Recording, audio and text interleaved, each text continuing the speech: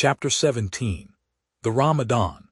As Queequeg's Ramadan, or fasting and humiliation, was to continue all day, I did not choose to disturb him till towards nightfall.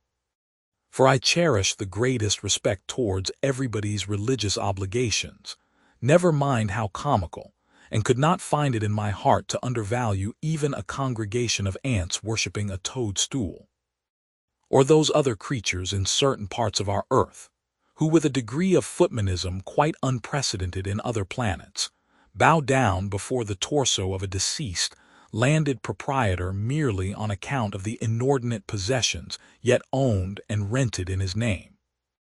I say, we good Presbyterian Christians should be charitable in these things, and not fancy ourselves so vastly superior to other mortals, pagans and what not, because of their half-crazy conceits on these subjects. There was Queequeg now, certainly entertaining the most absurd notions about Yojo and his Ramadan. But what of that? Queequeg thought he knew what he was about, I suppose. He seemed to be content, and there let him rest. All our arguing with him would not avail. Let him be, I say. And heaven have mercy on us all, Presbyterians and pagans alike, for we are all somehow dreadfully cracked about the head, and sadly need mending. Towards evening, when I felt assured that all his performances and rituals must be over, I went up to his room and knocked at the door, but no answer. I tried to open it, but it was fastened inside. "Queequeg," said I softly through the keyhole, all silent. "I say, Queequeg, why don't you speak? It's I, Ishmael." But all remained still as before. I began to grow alarmed. I had allowed him such abundant time. I thought he might have had an apoplectic fit. I looked through the keyhole, but the door opening into an odd corner of the room, the keyhole prospect was but a crooked and sinister one. I could only see part of the footboard of the bed and a line of the wall, but nothing more. I was surprised to behold resting against the wall the wooden shaft of Queequeg's harpoon, which the landlady the evening previous had taken from him, before our mounting to the chamber. That's strange, thought I, but at any rate since the harpoon stands yonder and he seldom or never goes abroad without it, therefore he must be inside here and no possible mistake. Queequeg, Queequeg, all still. Something must have happened. Apoplexy. I tried to burst open the door, but it stubbornly resisted. Running downstairs, I quickly stated my suspicions to the first person I met, the chambermaid. La, she cried, I thought something must be the matter.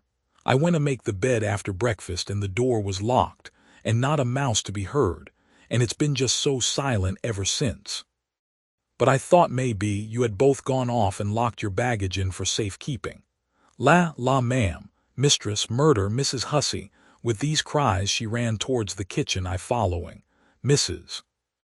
Hussey soon appeared, with a mustard pot in one hand and a vinegar cruet in the other, having just broken away from the occupation of attending to the castors, and scolding her little black boy meantime. "Woodhouse," cried I, "which way to it? Run for God's sake and fetch something to pry open the door, the axe, he's had a stroke, depend upon it." And so saying I was unmethodically rushing upstairs again empty-handed when Mrs. Hussey interposed the mustard pot and vinegar cruet, and the entire castor of her countenance.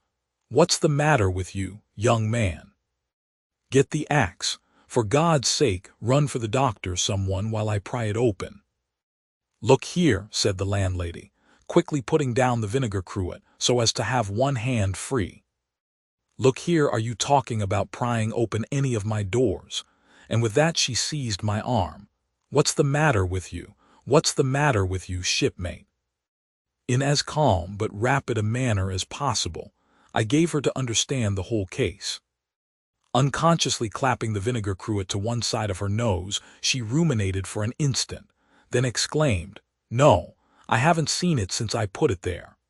Running to a little closet under the landing of the stairs, she glanced in, and returning, told me that Queequeg's harpoon was missing. "He's killed himself," she cried.